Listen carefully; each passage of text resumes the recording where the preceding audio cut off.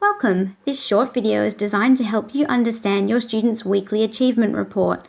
The weekly achievement report is designed to give you a snapshot of a student's progress over the week. It will not provide you with all the information available, but it's a useful tool to quickly tell how a student has gone this week. The first part of the report shows weekly goals for completion, attendance and participation, or CAPS for short. Your goal is to get 5 CAPS for each if you can. Completion refers to how many levels you've completed this week.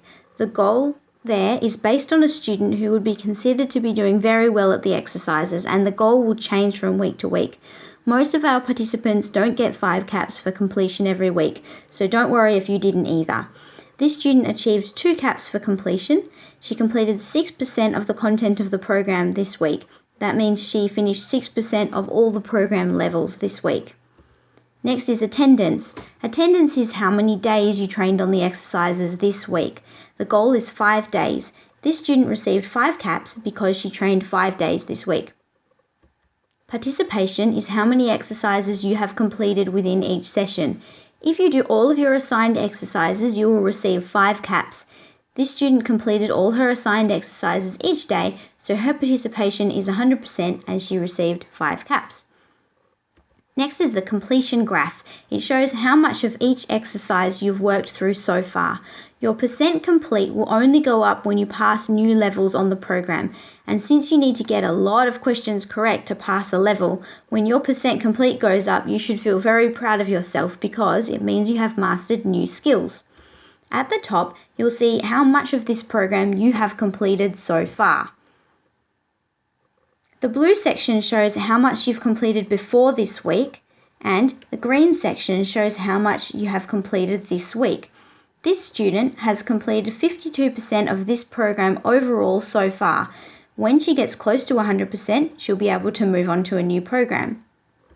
Below, you'll see how many levels you have completed of each individual exercise. Your goal is to complete some new levels of each exercise that week, so you want to see some green on each exercise if possible. If you don't have any new green for an exercise, it means that you might be struggling a bit with that exercise and need some help.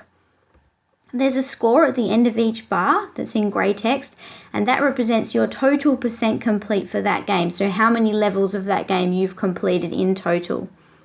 The next section is called Participation and Points. This is a calendar that shows what you've done this week. So the week starts on Sunday and the dates are in American format. So this is August the 14th, 15th, 16th and so on. The green boxes show which exercises you were assigned for the day and whether or not you completed them. A green box means you completed the assigned time on the exercise. A red box means that you did not do the exercise. And a grey box means that you started the exercise but you didn't finish it. The number inside the box is how many points you earned for that day for that exercise. You don't need to worry too much about points because they don't tell you a lot about your progress, but some students like to write down their points on their chart at the end of the day and try to beat their score next time. The star shows you that you beat your highest score, your highest ever score on that game, that day. If you complete all your exercises for the day, you will receive a participation bonus. That's a bonus 100 points.